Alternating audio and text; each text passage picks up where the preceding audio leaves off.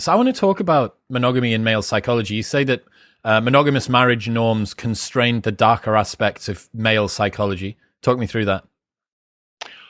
Well, do I say darker? I hope I don't say darker. No, that's my Okay. summary.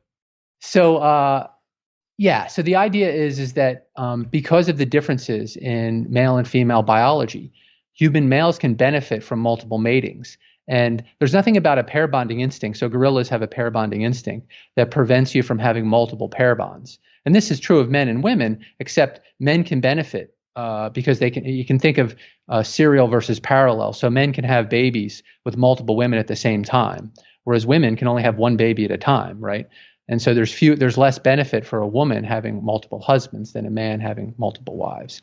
And polygyny turns out to be pretty common across human society. So in the largest anthropological database that we have, 85% of human societies allow elite and high status men to take additional wives. How was that study conducted? Like, who was the sample size? Well, so back in the 1950s, anthropologists began putting together a database called the Ethnographic Atlas, which contains over 1,200 different societies. So it's and there's societies from all different continents, basically all the places where anthropologists had collected data. And that was elite and high status males were permitted to take more than one partner.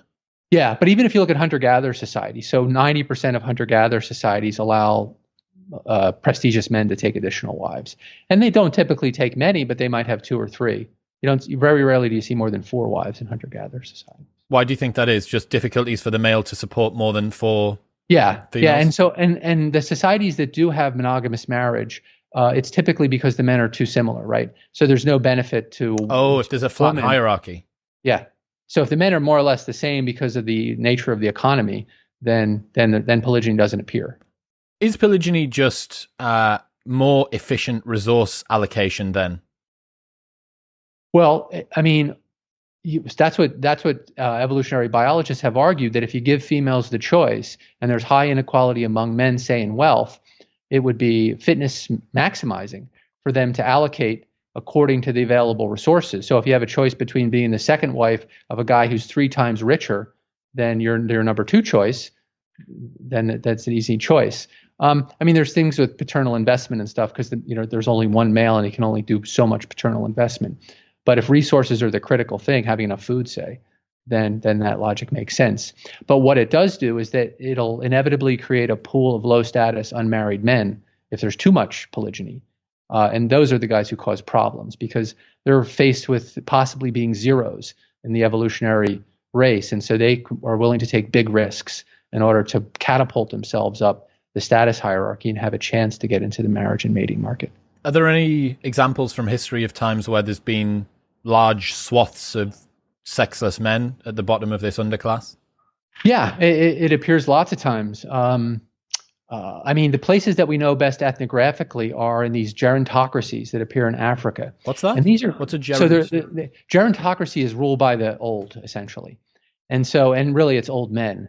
So what some societies have figured out is they put men through a series of initiation rites, and at various you have to be, you say you might have to be in your mid to late 30s to get through the final initiation rite, which allows you to finally take a wife. So that means you got this big pool of 20, 30 something men who are basically the warrior caste, the warrior class. And eventually they're going to pass through the rite, assuming they survive, and get to be old men and then get to be polygynous. But the older men are basically taking the younger women. So as soon as they're old enough to have babies, essentially, they get married off as wives to these older men. And then there's all these young guys roaming around. And this leads to a lot of conflict because you need to accumulate enough bride price, and so there's a lot of raiding and things like that. But lots of societies have had that. So places where the elite, in the Inca Empire, Aztec Empire, the elites all maintained large harems. And so if you look at the early descriptions from the friars, for example, that showed up in the Aztec Empire, they talked about how your average Indian, average Aztec man had trouble finding a wife because the elites had basically taken all the available women. Yeah, you talk about the math problem, right? Yeah. Yeah. So this idea that when because males and humans tend to have one male and one female, you can end up with this huge pool of males when the elite males take all the women as wives.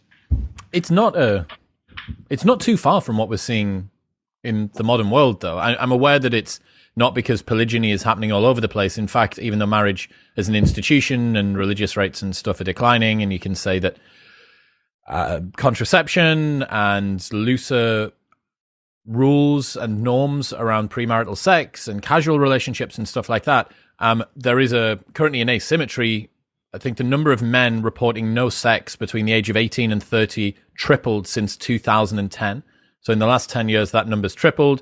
You also have women between the ages of 40 and 45. White women are the highest users of antidepressants at the moment.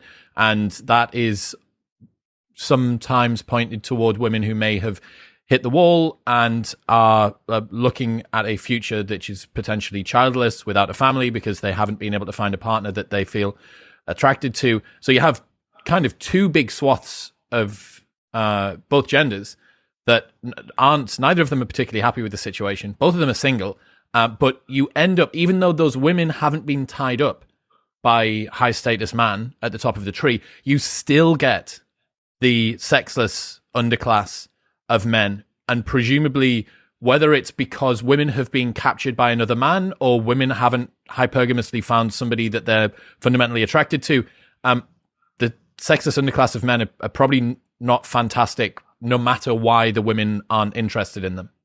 Yeah, no, it's the exact same logic, except here, what's happened over the last half century is that increasing female choice and female labor participation, female labor market participation, means that it's now an option for women to not get married. And there's strong evidence that women prefer males that are higher status than they are. And so that means that women were increasingly willing to just opt out of the marriage market entirely if they can't get a higher status man, which means you got this pool of men who can't get a date, basically. And apparently you can see this in data from dating apps. Like, there's a relatively small group of men who get all the interest from the women, and there's a whole bunch of men who never get a single message. You said that getting married reduces a man's odds of committing a crime. Then when the man got divorced or their wives passed away, the likelihood of committing a crime increased again after that. Yeah, so what the data looks like, it looks like monogamous marriage. Now, polygyny is a separate thing. Monogamous marriage domesticates males and probably even has a hormonal effect of reducing testosterone. Reduce testosterone when you get married, and then again when you have children, I think. When you have children. And that's this happens in lots of animals where you basically, if the male's going to invest in the offspring, you have to lower his testosterone, probably make a few other adjustments so that he's willing to protect the nest. Oh, he's less disagreeable. He's less likely to get into risky behavior and get into a fight with someone and then be dead, and then the child doesn't have a father anymore. Right. So he's not doing things to kind of show off and impress the girls. He's doing things like a father would do. And so what happens when they get divorced is they have to go back on the marriage and mating market. So T levels go up. And that means the risks of things like crime, things that would raise your status. You want to get some more money so you can buy a fancy car or whatever the relevant currency is for impressing display you want people. To. Yeah, exactly. Yeah, whatever your status display is, and yeah, so that's the consequence. Rolling the clock forward, seeing this imbalance that we have in the sexual marketplace at the moment, and it doesn't really feel like either gender's fantastically happy with it. I'm not asking you to come up with like an applied solution, but what's your prediction if you were to roll the clock forward from here with regards to this imbalance, this sort of gender imbalance that we have in the sexual marketplace? Yeah, I mean, that's a good question. There could be a variety of technological solutions. So it could be the way, for example, a lot of people find their mates now on these dating apps. It could be the dating apps could be adjusted so there would be more chance for diverse matches. And, maybe that's going to happen through competition amongst different apps.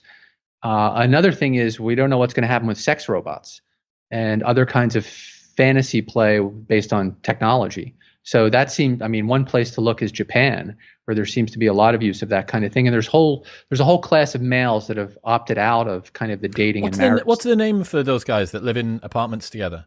Yeah, well, there's herbivores. I don't know if that's the one you're thinking of. No, well, it's a Japanese word for it. I can't remember what it is. Yeah, I don't know.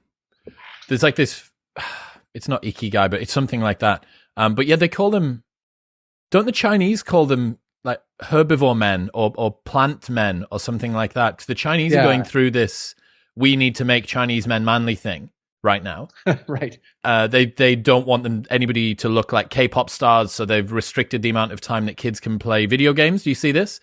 Yeah, so they're only allowed to play video games between 8 and 9 p.m. Friday, Saturday, Sunday.